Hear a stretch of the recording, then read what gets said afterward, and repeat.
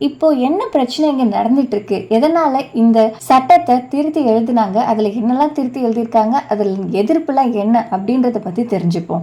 இதுல முக்கியமா மாற்றப்பட்டிருக்க ஒரு விஷயம் என்னன்னா, இது போல வழங்கப்படுற ஒவ்வொரு வக்ஃப் உடைமைகளை இறுதியா இது வக்ஃப் உடைமை அப்படின்ட்டு அறிவிக்கிறது மாவட்ட ஆட்சியரா இருப்பாரு அப்படின்றது தான். இதுல என்ன பிரச்சனை வந்துட போகுது அப்படின்ட்டு பாத்தீங்கன்னா, மாவட்ட ஆட்சியர் என்பவர் ஒரு அரசாங்க ஊழியர்.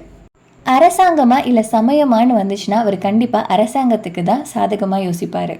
அடுத்து மாற்றப்பட்டது, இந்த வக்ஃப் மன்றத்தை சேர்ந்த மந்திரிகள் எல்லாமே இஸ்லாமியர்களா இருந்தாங்க. ஆனா இதுக்கப்புறம் இஸ்லாமியர் அல்லாதவர்களும் இருக்கலாம் அப்படின்ட்டு முடிவு வந்திருக்கு. இது எல்லாத்தையும் விட இந்த வக்ஃப் மன்றத்துடைய தலைவரா இருந்த சீஃப் எக்ஸிக்யூட்டிவ் ஆஃபீஸர் இது வரைக்கும் இஸ்லாமியரா இருந்தாரு. ஆனா இப்போ மாற்றப்பட்ட இந்த சட்டத்தின்படி இஸ்லாமியர் அல்லாதவர்களும் இருக்கலாம்.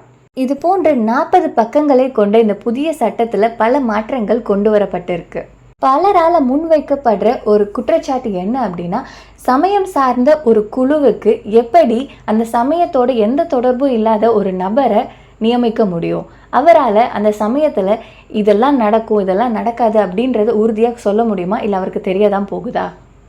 இதற்கு நம்மளுடைய அரசாங்கம் என்ன சொல்றாங்க அப்படின்னா, இது வரைக்கும் இந்த மன்றம் சரியா நடந்துச்சா இல்லையான்னு தெரியல, ஆனா இதுக்கப்புறம் இது வெளிப்படையா செயல்படும் அப்படின்ட்டு சொல்லியிருக்காங்க.